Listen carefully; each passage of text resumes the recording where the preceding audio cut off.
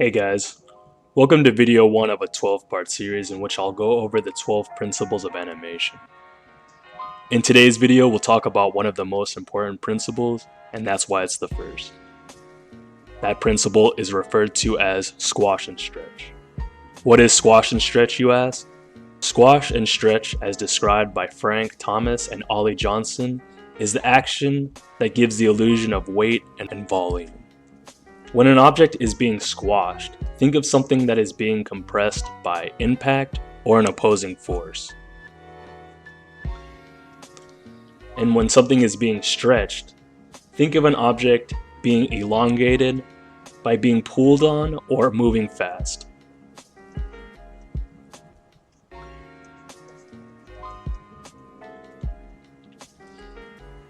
When using squash and stretch for your animation, make sure to always maintain volume consistency. So that pretty much means that if something gets shorter, it also gets wider. And if something gets taller, that means it also gets thinner. Simple enough, right? But it's very important to keep that in mind, because if you don't maintain consistency of volume, it'll make your animation look a little bit wonky. It'll make your character kind of look like it's a different shape on each frame. Squash and stretch gives your character a sense of flexibility that organic things have. It will add more life to your animation.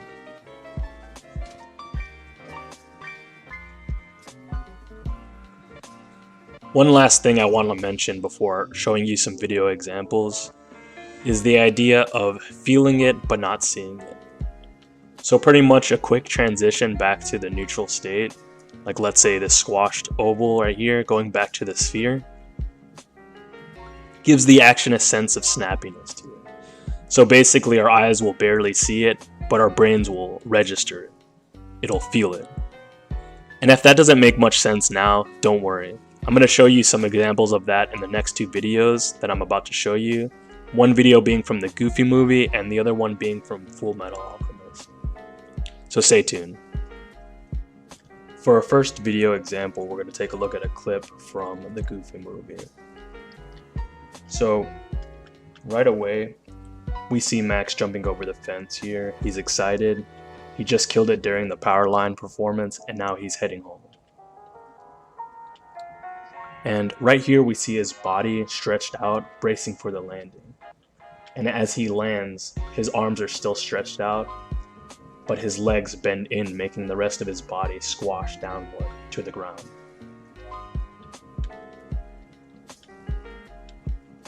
So even though it's more subtle than clearing a fence, we still see that same effect throughout the run cycle.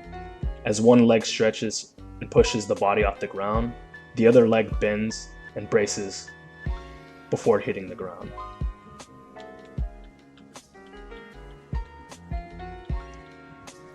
Once you start to understand the gist of squash and stretch, you'll start to see the effect throughout different parts of the body. You could see it in the arms and the head going up and down as he runs.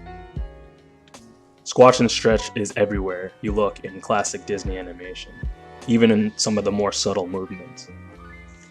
But moving on, we see Max clears another fence and onto the diving board. Think back to the sphere I mentioned earlier. Like the sphere, as Max is being pulled downwards by gravity, his whole figure thins out and then squashes down. Good examples here, even the girl in the background is amazed. For a more detailed understanding of squash and stretch, is to think of it as a single action rather than two distinct actions. So if an object compresses along one axis, it will simultaneously elongate along another. So think of squash and stretch as being one and the same, kind of like yin and yang.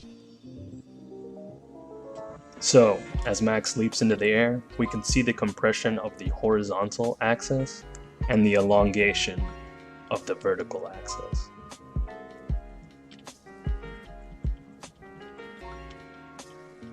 And when he sticks the landing, we see the compression of the vertical axis and the elongation of the horizontal axis.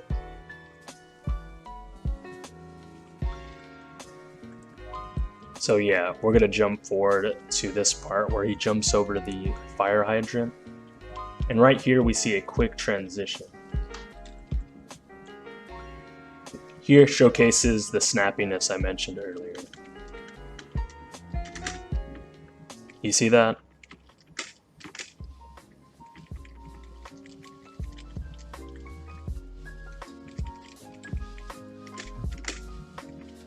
It's so quick your eyes barely catch it, but you can feel the swiftness with the fall and the energy with the landing. I really like this part when he enters the cylinder. There's a lot of squash and stretch going on here. Can you spot it out?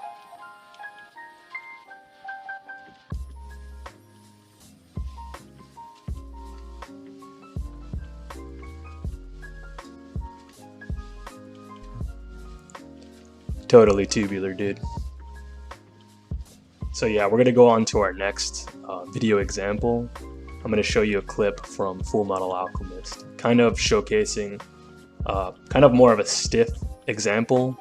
You don't see a whole lot of squash and stretch in kind of like the more animation of Japanese animation. You definitely see more of squash and stretch in the classic Disney, traditionally animated cartoons.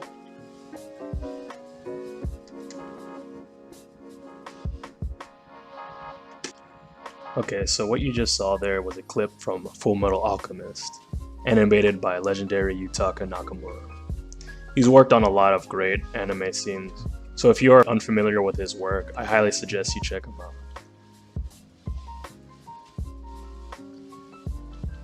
So we're going to take a closer look at what's actually happening here.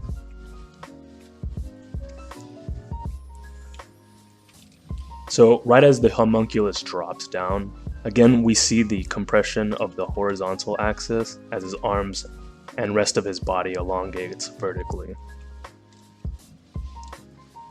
And with the landing we can see the opposite take place.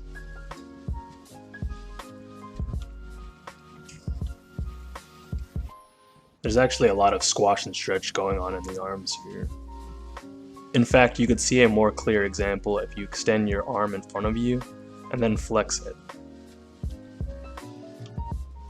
Notice the squash and stretch in your bicep.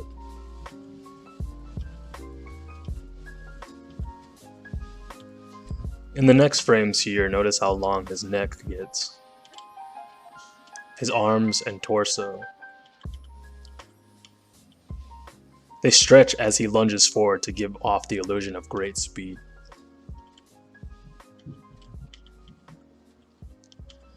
He lands with a swift downward kick, but notice the deformation of the spine and the upper body. Go ahead, try to do that pose. Okay, don't hurt yourself. Yeah, so it's physically impossible, but that is another example of quick transitions using squash and stretch. In animation, we make the impossible possible by breaking the backbone, squashing and stretching the torso to build up momentum, and then releasing that built up energy for the next swing.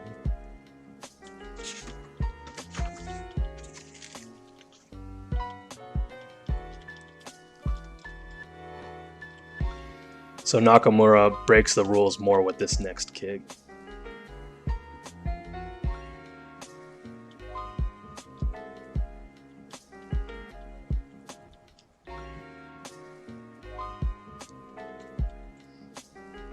See how long his leg becomes?